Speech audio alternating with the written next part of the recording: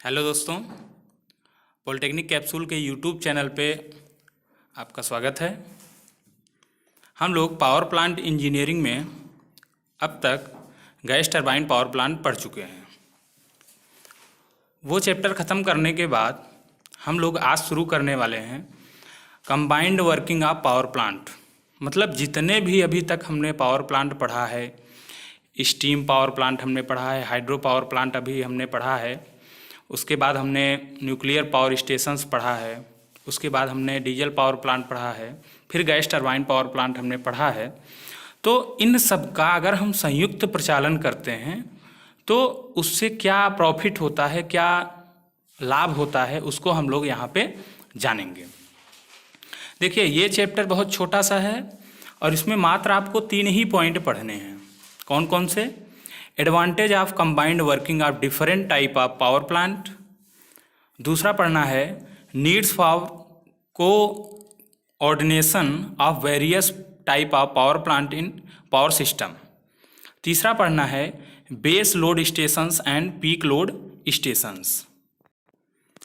तो अभी हम लोग advantage of combined working of different type of power plant के बारे में पढ़ेंगे। देखिए, अगर हम 2 पावर प्लांट या 2 से अधिक पावर प्लांट को एक साथ में उपयोग करते हैं तो उसके क्या क्या लाभ होते हैं, हम लोग उसको यहाँ पर जानेंगे। तो सबसे पहला लाभ है कि मौसम पर निर्भरता समाप्त हो जाती है। मौसम पर निर्भरता समाप्त हो जाती है। मान लीजिए हमारे पास एक स्टीम पावर प्लांट है और दूसरा हाइड्रो इलेक्ट्रिक पावर प्लांट है। तो मौसम, जब बारिश का मौसम होता है तो उस समय हम लोग क्या करते हैं, उस समय हमारा हाइड्रो पावर प्लांट तो कार्य करता है, लेकिन जब बारिश का मौसम चला जाता है तो उस कंडीशन में हम हाइड्रो पावर प्लांट को बहुत अधिक दक्षता के साथ में प्रयोग में नहीं ला सकते हैं। इसलिए हमको दोनों ही plant, hydro electric power plant और स्टीम पावर प्लांट, दोनों ही प्लांट को अगर हम साथ में चलाते हैं तो उससे क्या होता है कि पूरे प्लांट का जो कंबाइंड प्लांट है उस पर मौसम की निर्भरता समाप्त हो जाती है। दूसरा होता है विद्युत उत्पादन में वृद्धि होती है। विद्युत उत्पादन में भी वृद्धि होती है। अगर 2 कंबाइंड प्लांटों को अगर हम एक साथ में चलाते हैं तो उससे क्या होता है, विद्युत का जो उत्पादन होता है, इलेक्ट्रिसिटी जनरेशन होता है, उसमें भी वृद्धि होती है। और तीसरा क्या होता है, ऑपरेटिंग कास्ट कम हो जाता है। ऑपरेटिंग कास्ट इसलिए कम हो जाता है क्योंकि जैसे ही हम 2 प्लांटों को एक जगह पे या 2 प्लांटों को साथ में वर्किंग करवाते हैं तो क्या होता है कि पहली बात तो हमारा लेबर कास्ट कम हो जाता है, लेबर हमको कम वहाँ पे लगते हैं। उसके बाद उसको ऑपरेट करने के लिए भी जो खर्च होता है वो भी कम हो जाता है। चौथा पॉइंट है उत्पादन क्षमता में वृद्धि होती है। पहले ही आपको बताया गया है कि जब हम 2 प्लांटों को एक साथ में चलाते हैं तो उससे उत्पादन जो क्षमता है उसमें वृद्धि हो जाती है। अगर हम बात करें, पहले उत्पादन हो रहा था 5 kVA का, तो अब जो उत्पादन होगा वो दोनों प्लांटों के सहयोग से 10 kVA या 10 kVA से अधिक हो सकता है। ठीक है।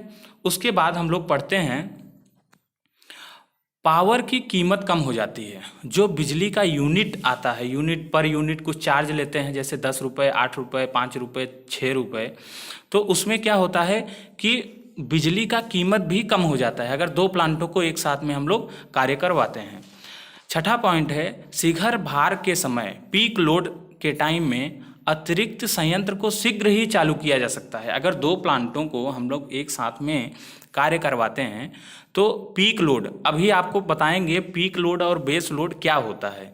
तो पीक लोड ये मान के चलिए कि सबसे अधिकतम लोड को हम लोग पीक लोड बोलते हैं। तो उससे क्या होता है, पीक लोड पर क्या होता है, हम संयंत्र को, 2 संयंत्रों को, मान लीजिए एक हमारा बेस लोड पे कार्य कर रहा था, जैसे ही पीक लोड, अधिक लोड बढ़ा, उपयंत्रों की संख्या बढ़ी, तो उस समय क्या होता है, अतिरिक्त संयंत्र को शीघ्र ही हम चालू कर सकते हैं। 7वां पॉइंट है विभिन्न ऊर्जा स्रोतों को लाभदायक ढंग से प्रयोग किया जा सकता है। अगर हमारे पास 2 पावर प्लांट एक साथ में उपस्थित हैं तो हम एक तो स्टीम का भी प्रयोग कर ले रहे हैं और दूसरा क्या कर ले रहे हैं, हाइड्रो, मतलब पानी का भी हम साथ में उपयोग कर पा रहे हैं। ठीक है। तो ये हो गया हमारा advantage of combined working of different type of power plant. Next point है coordination of power plant and its need. दोनों का समन्वित रूप से, दो पावर प्लांटों के समन्वित रूप से चलाने से, उसको ऑपरेटिंग करने से क्या क्या लाभ होता है और क्यों आवश्यकता पड़ती है। लाभ तो हम लोग पहले पढ़ चुके हैं और उसकी आवश्यकता क्यों पड़ती है उसको हम लोग यहाँ पे जानेंगे। जब किसी क्षेत्र में भिन्न भिन्न शक्ति केंद्र उपलब्ध होते हैं और समांतर में कार्य कर रहे हों, दोनों पैरेलल में कार्य कर रहे हों, तो यह आवश्यक हो जाता है कि उनमें समन्वय किया जाए ताकि जनन कीमत न्यूनतम किया जा सके। मतलब कि अगर हमारे पास एक न्यूक्लियर पावर प्लांट है और दूसरा स्टीम इंजन पावर प्लांट है, तो अगर दोनों को हम लोग एक साथ में ऑपरेट करते हैं तो इसके लाभ में आप लोगों ने पहले ही देखा है कि जो बिजली का उत्पादन हो रहा है वो न्यूनतम हो जाता है। Hydro electric power plant, steam power plant, nuclear power plant, gas turbine power plant तथा डीजल इंजन पावर प्लांट आदि को आपस में समन्वित करके इस विभिन्न प्रकार के शक्ति केंद्रों से अधिकतम विद्युत शक्ति भी प्राप्त की जा सकती है। ठीक है, यहाँ पर एक आप लोगों को समन्वय वक्र दिखाया गया है जिसमें हम लोग ये समझेंगे कि किस प्रकार से एक hydro electric power plant, nuclear power plant और पीक लोड, बेस लोड क्या होता है। देखिए, तो जो run of river power plant है उसको हम लोग ज़्यादातर बेस लोड पावर प्लांट के रूप में देखते हैं, और जो हमारा पीक लोड पावर प्लांट है वहाँ पे हम लोग स्टोरेज टाइप का हाइड्रो पावर प्लांट यूज करते हैं जिसका लोड फैक्टर के बारे में आगे वाले चैप्टर में आप लोगों को बताया जाएगा। लोड फैक्टर 100% होता है। अगर हम लोग हाइड्रो पावर प्लांट की बात करें तो उसका जो लोड फैक्टर है वो 40% होता है। स्टोरेज हाइड्रो पावर प्लांट का जो लोड फैक्टर होता है वो 70% हो। ये बहुत ही इंपॉर्टेंट होता है, कॉम्पिटिटिव एग्जाम में भी ये पूछा जाता है। उसके बाद न्यूक्लियर पावर प्लांट का जो लोड फैक्टर है वो 90% होता है। ये जो समन्वय वक्र है ये परसेंटेज लोड और टाइम के बीच में खींचा जाता है। ठीक है, इसको हम लोग आगे पढ़ते हैं। अब हम पढ़ेंगे इसमें base load stations and peak load stations. देखिए, पहले आप फिगर को समझ लीजिए, उसके बाद में हम लोग लोड और पीक लोड पे कार्य करेंगे। देखिए, कभी कभी क्या होता है कि हमारे पास दो लोड का सोर्स होता है। एक होता है कि जो हम घरेलू कार्यों में यूज करते हैं और दूसरा होता है जो हम लोग इंडस्ट्रियल में यूज करते हैं। तो हम देखते हैं कि एक टाइम तक जो हमारा लोड होता है वो स्थिर होता है, वो कांस्टेंट होता है, लेकिन जैसे ही टाइम बढ़ता है, मैं आप लोगों को इसके बारे में डिटेल में बताऊंगा, जैसे ही टाइम बढ़ता है वैसे क्या होता है, लोड में वेरिएशन आना शुरू हो जाता है। तो ये कैसे होता है, मान लीजिए हमने सुबह 6 बजे से 10 बजे तक हमारे जो इंडस्ट्री हैं वो बंद रहते हैं, और बंद होने की कंडीशन में क्या होता है कि सिर्फ और सिर्फ जो हम बिजली का उपयोग करते हैं वो घरेलू कार्यों के लिए करते हैं। जैसे टीवी हो गया, फैन हो गया, कूलर हो गया इत्यादि में जो भी हमारा घरेलू उपकरण है उसमें हम लोग उपयोग में लाते हैं। लेकिन जैसे ही ऑफिस का टाइम होता है या इंडस्ट्री का टाइम होता है वैसे ही लोड क्या होता है, बढ़ने लगता है। तो जो कांस्टेंट लोड है उसी को हम बेस लोड बोलते हैं, और जो बढ़ा हुआ लोड है, जो मैक्सिमम लोड हम प्राप्त करते हैं उसी को हम क्या बोलते हैं, पीक लोड कहते हैं। और ये जो लोड और टाइम के बीच में वक्र खींचा जाता है इसको हम बोलते हैं जल विद्युत केंद्र भार वक्र। अब इसको लिखने की भी आवश्यकता होती है, तो इसमें हम लोगों ने क्या जाना है।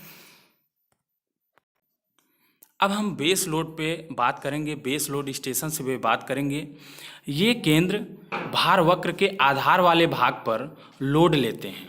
मतलब कि ये जो बेस लोड स्टेशंस होते हैं वो क्या होते हैं, ये जो वक्र होता है उसके आधार वाले भाग पर कार्य करते हैं। उसके बाद केंद्र पर भार परिचालन की संपूर्ण अवधि में लगभग स्थिर होते हैं, कांस्टेंट होते हैं, जैसा कि आप लोगों को बताया गया है। अब हम बात करेंगे बेस लोड के तीसरे पॉइंट पे। ये केंद्र सामान्यतः बड़ी धारिता वाले होते हैं। इस भार को ब्लैक लोड कहते हैं। ध्यान दीजिएगा, इस भार को हम क्या बोलते हैं? ब्लैक लोड कहते हैं। सामान्य धारिता का मतलब ये है कि बड़ी धारिता का मतलब ये है कि इनका जो एरिया होता है, इनका जो मॉस होता है, उनका जो एक तरीके से हम बोल सकते हैं पूरा एरिया जो है वो बहुत बड़ा होता है। ये केंद्र सामान्यतः बड़ी धारिता वाले होते हैं। इस भार को ब्लैक लोड कहते हैं। ठीक है, आगे हम बात करेंगे चौथे पॉइंट के बारे में। स्टोरेज हाइड्रो पावर प्लांट को बेस लोड के लिए प्रयोग किया जाता है। Most important, storage hydro power plant को बेस लोड के लिए प्रयोग किया जाता है। इसका वार्षिक धारिता गुणांक, ये भी हम नेक्स्ट चैप्टर में पढ़ेंगे। इसका वार्षिक धारिता गुणांक 70% से 100% के बीच में वेरी करता है। ठीक है, अब हम लोग देखते हैं peak load stations. Peak load जल विद्युत केंद्र भार वक्र पर शीर्ष को प्रदर्शित करता है, जैसा कि आप लोगों को ये वक्र में दिखाया गया है, ग्राफ में दिखाया गया है। Hydro power plant peak load के लिए लोड प्रदान करता है। उसमें कौन सा? स्टोरेज हाइड्रो पावर प्लांट था, और इसमें क्या है? कौन सा पावर प्लांट? सामान्य hydro power plant peak load के लिए लोड प्रदान करता है। इसमें peak load hydro power plant उस प्रणाली के लिए आवश्यक है जिस पर अचानक थोड़े समय के लिए शीर्ष भार पर आ जाते हैं। अब देखिए, पीक लोड पहले ही आपको बताया जा चुका है कि ये अचानक ही बढ़ जाता है। मतलब जैसे ही हम लोग घरेलू कार्यों को घरेलू कार्य जब करते हैं, जैसे कि हमारे पास जो भी घरेलू उपकरण है, जैसे कि हीटर है, फैन है, लाइट है, टीवी है, एसी है, कूलर है इत्यादि, जब हम लोग कार्य करते हैं तो उस समय जो हमारा लोड होता है वो कांस्टेंट होता है, क्योंकि सभी के पास लगभग ये चीज़ें उपलब्ध होती हैं। तो उस समय कांस्टेंट होता है, जिसको हम बेस लोड बोलते हैं।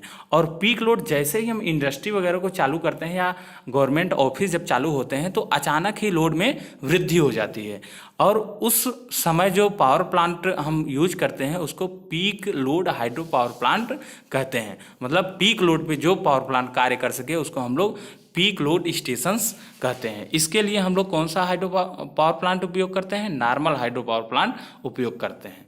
ठीक है, आज के लिए बस इतना ही। नेक्स्ट चैप्टर के लिए आपको आगे वीडियो मिलेगा, और हमारे चैनल को ज़्यादा से ज़्यादा आप लोग लाइक करिए, शेयर करिए, और ये सब्जेक्ट अगर आपको अच्छा लग रहा है तो ये आप दूसरे स्टूडेंट के पास भी भेजिए, जिससे कि उनका भी लाभ हो। आप ऐसा करने से आपका तो काम होगा ही, उनका भी काम हो जाएगी। अगर इस पीडीएफ को अगर आप लोग प्राप्त करना चाहते हैं तो आप टेलीग्राम चैनल को भी ज्वाइन कर सकते हैं, और हमारे व्हाट्सएप नंबर पर भी ये आपको मिल जाएगा। व्हाट्सएप नंबर क्या है? 8004984311। Thank you.